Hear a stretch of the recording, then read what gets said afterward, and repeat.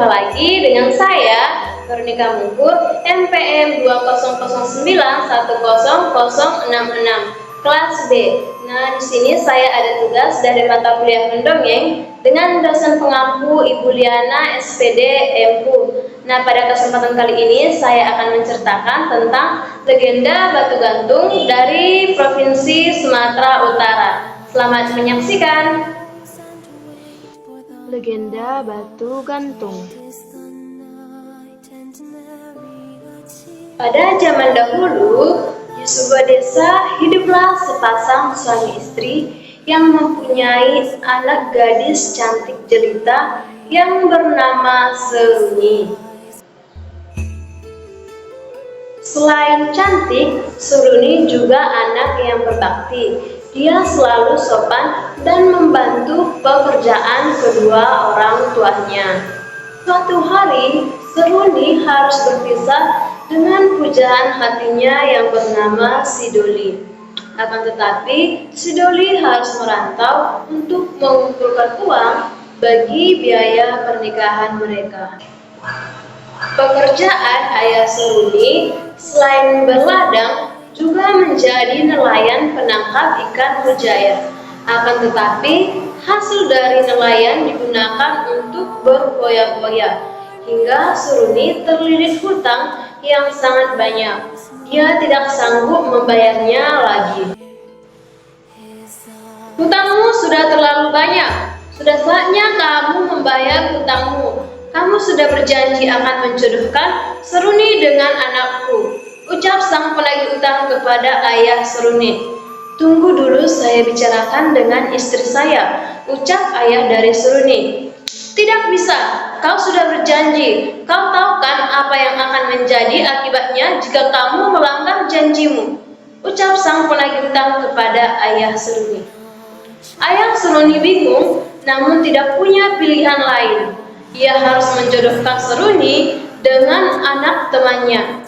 Hingga suatu hari, Seruni mendengar ayahnya berbicara dengan ibunya perihal perjodohan dirinya. Seruni menangis mendengarkan percakapan kedua orang tuanya. Dia teringat akan janjinya kepada Sidoli. Bagaimana jika Seruni tidak setuju dijodohkan, ucap ibu Seruni. Seruni harus dijodohkan. Jika tidak, kita dalam bahaya besar, ucap ayah dari Seruni. Esok harinya, Seruni pergi ke ladang seperti biasa. Kali ini, ia hanya pergi sendiri ke ladang, karena kedua orang tuanya ada keperluan di desa tetangga. Hanya si Toki anjingnya si Seruni yang setia menemaninya. Di ladang, Seruni hanya terdiam. Ia tidak rajin seperti biasanya. Wajahnya muram. Sesekali si Toki menggunggu untuk menarik perhatian Seruni. Namun, Seruni hanya melihat sebentar dan melamun kembali. Seruni sudah tidak tahan menahan kepedihannya. Dia butuh seseorang untuk mendengarkan keluh kesahnya. Toki, aku sedang bersedih. Aku bingung ayahku menjodohkanku dengan pemuda lain, sedangkan aku sudah mempunyai kekasih hati. Jika aku tidak menuruti ayahku, maka ayah dan ibuku dalam bahaya. Jika aku menuruti ayahku, aku tidak sampai hati membuat Sidoli kecewa. Aku harus bagaimana, Toki? Tanya Seruni pun pecah. Si Toki pun semakin bingung melihat majikannya menangis. Ia mengelus-ngelus di pangkuan Seruni. Dengan berderai air mata, Seruni segera bergegas berjalan menuju Danau Toba. Si Toki pun segera mengikuti kemana majikannya pergi. Si Toki pun bingung karena majikannya berjalan begitu cepat menuju tebing Danau Toba. Ketika sampai di tepi Danau Toba, tiba-tiba Seruni yang sedang menangis termasuk ke dalam lubang batu yang sangat besar hingga masuk ke dalamnya. Lubang yang sangat gelap membuat Seruni ketakutan dan berteriak meminta tolong kepada si Toki anjingnya. Namun Toki hanyalah seekor binatang. Ia tidak dapat berbuat apa-apa selain menggungung di sekitar batu tersebut. Namun, Toki hanyalah seekor binatang. Ia tidak dapat berbuat apa-apa selain menggungung di sekitar batu tersebut. Seruni mulai putus asa karena tak kunjung datang pertolongan untuk dirinya. Ia pun berteriak, "Parapat, parapat, parapat batu!" Setelah Seruni berkata seperti itu, tanpa diketahui, dinding-dinding lubang batu mulai merapat. Semakin lama semakin merapat dan menghimpit tubuh Seruni. Melihat kondisi majikannya semakin tidak tertolong, si Toki akhirnya berlari pulang. Di rumah, orang tua Seruni baru saja pulang dari desa tetangga. Si Toki berusaha memberitahu bahwa Seruni dalam keadaan bahaya dengan menggonggong tanpa henti-henti, mencakar tanah, mondar-mandir di sekitar majikannya. Sadar dengan isyarat dari si Toki, orang tua Seruni segera beranjak dan mengikuti si Toki, sehingga sampai ke tepi lubang tempat Seruni terperosok.